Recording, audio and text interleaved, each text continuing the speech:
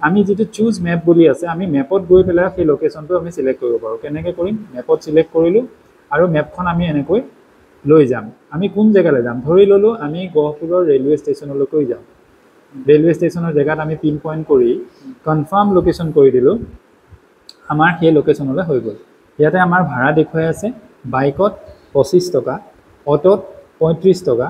ই ৰিক্সাত 35 টকা নমস্কাৰ মোৰ নাম নীলোৎপল শইকীয়া মই গহপুৰৰ এজন নিবাসী উবেৰ বা ৰেপিডো নিচিনা এটা এপ বুলি আপোনালোকে ক'ব পাৰে তেনেধৰণৰ এটা এপে আমি থলুৱাভাৱে ইয়াতে নিৰ্মাণ কৰি ৰাইজৰ কাৰণে লৈ আহিব ওলাইছোঁ আৰু আজি আপোনালোকৰ আগত আমি এটা বিশেষ এপৰ বিষয়ে জনাবৰ কাৰণে আজি উপস্থিত হৈছোঁ সেই এপটোৰ নাম হৈছে ই ভাৰত হৈছে এটা মোবাইল এপ যিটো মোবাইল এপৰ যোগেদি আমি গ্ৰাম্য অঞ্চলত যিখিনি আমাৰ যাতায়াত ব্যৱস্থাৰ কাৰণে যিবোৰ গাড়ী আছে যেনে ধৰক টমটম অটো বা যিকোনো বাইক এনেধৰণৰ যিখিনি বাইক আমাৰ যাতায়াত ব্যৱস্থা আমাৰ গাঁও অঞ্চলত আছে সেই গাঁও অঞ্চলৰ যাতায়াত ব্যৱস্থাখিনিক আমি মোবাইলেৰে সংযোগ কৰি সহজে যাতে আমাৰ গ্ৰাহকসকলে সেই যাতায়াতখিনি বুকিং কৰিব পাৰে তাৰ এটা ব্যৱস্থা কৰা গৈছে তাৰ আমি উদাহৰণ যদি চাবলৈ যাওঁ তেতিয়াহ'লে গুৱাহাটী মহানগৰীত চলি থকা ওলা উবেৰ বা ৰেপিডো নিচিনা এটা এপ বুলি আপোনালোকে ক'ব পাৰে সেইটো আপোনালোকক আমাৰ কাষ্টমাৰৰ যিটো এপ সেই এপটোৰ কিছু দৃশ্যাংশ আপোনালোকক দেখুৱাব বিচাৰিছোঁ কেনেকুৱাকৈ আৰম্ভ হ'ব ইয়াতে প্ৰথমতে আপোনাৰ এখন বুকিং স্ক্ৰীন আহিছে তাৰপিছতে আপোনাৰ এই স্ক্ৰীনখন আহিব স্ক্ৰীনখনত আপোনালোকে দেখা পাব যে আপোনাৰ নিজৰ লোকেশ্যনটো দেখাই থাকিব আপোনাৰ ক'ত আছে তাৰপিছতে আমি ইয়াতে আপোনাৰ নাম থাকিব নামৰ তলত থাকিব click hair to start riding আপোনালোকে সেই বাটনটোত ক্লিক কৰিব তাৰ লগে লগে আপোনালোকে তিনিটা ভাড়াৰ কাৰণে অপশ্যন পাব এটা হৈছে পে এজ পাৰ কিলোমিটাৰ ৱাইজত দিব দ্বিতীয়টো হৈছে ৰেণ্টেল ৰাইড যিটো আপুনি কিমান ঘণ্টাৰ কাৰণে ল'ব বিচাৰে সেইমতে হ'ব আৰু তৃতীয়টো হৈছে ফেয়াৰ বাৰ্গেনত আপোনালোকে নিজে দৰদামো কৰিব পাৰিব আহোঁ আমি প্ৰথমতে পে পাৰ কিলোমিটাৰৰ কাৰণে এটা আমি বুকিঙে কৰি চাওঁ ইয়াত প্ৰথম যিটো লোকেশ্যন সেইটোত আপোনাৰ নিজৰ য'ত আপুনি আছে সেই জেগাখিনি অট'মেটিক চিলেক্ট হৈ থাকিব দ্বিতীয় লোকেশ্যনটোত আহিম ডেষ্টিনেশ্যন আপুনি ক'লৈ যাব সেইটো হয়তো আমি লিখিবও পাৰোঁ ধৰক আপুনি ক'লৈ যাব আমি গোপালপুৰ বুলি লিখিবও পাৰোঁ নহ'লে আমি যিটো চুজ মেপ বুলি আছে আমি মেপত গৈ পেলাই সেই লোকেশ্যনটো আমি চিলেক্ট কৰিব পাৰোঁ কেনেকৈ কৰিম মেপত চিলেক্ট কৰিলোঁ আৰু মেপখন আমি এনেকৈ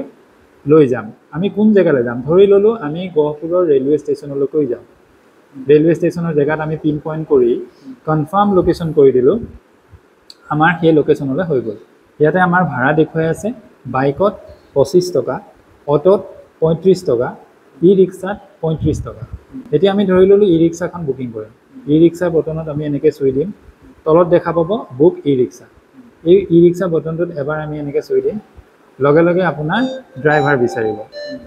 ড্ৰাইভাৰ বিচৰা সেই এলাৰ্টটো গুচি গৈছে আৰু যিজন ড্ৰাইভাৰ তেখেতে সেইটো একচেপ্ট কৰিলেই বুকিংটো কনফাৰ্ম হ'ব ধৰি লৈছোঁ ড্ৰাইভাৰৰ এপছটো আপোনাৰ তাতে আছে হয় এতিয়া ড্ৰাইভাৰ এপছটো উলিয়াই চাওক হয় যদি মোৰ তাতে ড্ৰাইভাৰ এপছটো আছে তেতিয়াহ'লে আমি সেইটো কেনেকৈ পাম ক'লোঁ ড্ৰাইভাৰ এপত যোৱাৰ লগে লগে এলাৰ্ট এটা আছে আমি এনেকৈ একচেপ্ট কৰিলে ড্ৰাইভাৰে একচেপ্ট কৰাৰ লগে লগে কাষ্টমাৰৰ যিটো এপ থাকিব সেই এপটোত তেখেতৰ ডিটেইলছ আহি গ'ল এয়া কোন হয় ড্ৰাইভাৰ তেখেতৰ গাড়ীৰ নাম্বাৰ আৰু লগতে এটা OTP আহিছে এই OTPটো আমি ড্ৰাইভাৰে যেতিয়া গাড়ীখন ষ্টাৰ্ট কৰিব আমি তেতিয়া দিব লাগিব OTPটো হৈছে ইয়াতে ধৰি ল'লোঁ 1902 আমি আহিছোঁ আকৌ ড্ৰাইভাৰ এপলৈ ড্ৰাইভাৰ ধৰি ল'লোঁ আহি পালে আমাৰ ওচৰত তেখেতে এতিয়া ৰেডি টু পিক আপ বুলি দিলে দিয়াৰ লগে লগে তেখেত উপস্থিত হোৱা বুলি আমাৰ এপত আমি গম পাম সেইটো এপত কাষ্টমাৰ এপত তাৰপিছত এতিয়া ড্ৰাইভাৰে জাৰ্ণি আৰম্ভ কৰিব তেখেতে ষ্টাৰ্ট ৰাইড কৰাৰ লগে লগে OTPটো বিচাৰিব আৰু আমি OTPটো যিজন আছিলে সেইটো হ'ল 1902 সেইটো আমি ইয়াত ভৰাই দিম এতিয়া আমাৰ যাত্ৰা আৰম্ভ এই যাত্ৰা এতিয়া আৰম্ভ হ'ল এই যাত্ৰা কৰি যেতিয়া আমি গৈ গন্তব্যস্থান পাম ধৰি ল'লোঁ আমাৰ ৰেলৱে ষ্টেচন তাত ড্ৰাইভাৰজনে গৈ পোৱাৰ পিছত এইটো যিটো বাটন আছে এই বাটনটো আকৌ তেখেতে ৰাইড কমপ্লিট হ'ল বুলি এনেকৈ দি দিব ৰাইড কমপ্লিট হোৱাৰ লগে লগে আমাৰ তাত বিল দেখুৱাব কিমান টকা হ'ল ইয়াতে আপোনাক দেখুৱাইছে 30 টকা যিহেতু আমি একে জেগাতে থাকিলোঁ সেইকাৰণে আমাৰ মিনিমাম ফেয়াৰ 30 টকা দেখাইছে যদি আমি নিজৰ গন্তব্যস্থান পালোঁ হয় 35 দেখুৱালে এতিয়া উদাহৰণস্বৰূপে আমি যদি এটা ভাড়াৰ কথা কওঁ আমাৰ এই এপটোৰ জৰিয়তে যদি টমটম চালকসকলে ধৰি ল'লোঁ গহপুৰৰ পৰা গোপালপুৰলৈ যায় তেতিয়া তেওঁলোকৰ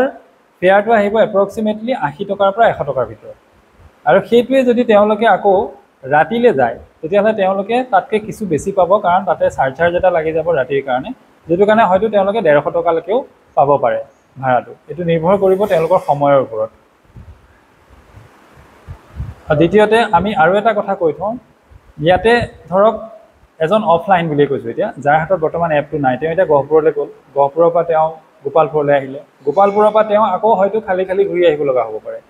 কিন্তু আমাৰ এপটোৰ জৰিয়তে যদি তেওঁলোক যায় তেতিয়াহ'লে তেওঁলোকে গোপালপুৰ গৈ পোৱাৰ লগে লগে তেওঁলোক গোপালপুৰত যিখিনি কাষ্টমাৰ থাকিব তেওঁলোকৰ বুকিঙৰ কাৰণে তেওঁলোক আকৌ তাত অন্তৰ্ভুক্ত হৈ যাব, কাৰণ 3 কিলোমিটাৰৰ ভিতৰত তেওঁলোক য'তেই থাকিব তাৰ পৰাই তেওঁলোকে বুকিং কৰা আৰম্ভ কৰিব। অৰ্থাৎ এই এপৰ জৰিয়তে তেওঁলোকে বোথ ৱে ভাড়া এটা পোৱাৰ সম্ভাৱনীয়তা বাঢ়িব। আৰু তেওঁলোকে ঘৰত থাকিলেও তেওঁলোকে ভাড়া পোৱা হ'ব, তেওঁলোকে যদি কোনোবা এটা মাৰ্কেট প্লেচত থাকে তাতো পাব। অৰ্থাৎ তেওঁলোকৰ মোবাইল অন হৈ যদি থাকে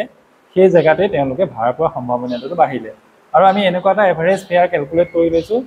যিটো আমি ইমান দিনে আমি প্ৰত্যেক জেগাত ঘূৰিলোঁ, ঘূৰি মেলি প্ৰত্যেকৰে ফেয়াৰখিনি আমি চালোঁ, চাই মেলি এটা এভাৰেজ ফেয়াৰ কেলকুলেট কৰি আমি গম পাইছোঁ আমি যিটো ফেয়াৰ প্ৰদান কৰিছোঁ তেওঁলোকৰ কোনো ক্ষেত্ৰতে তেওঁলোকৰ লছৰ সন্মুখীন নহয়।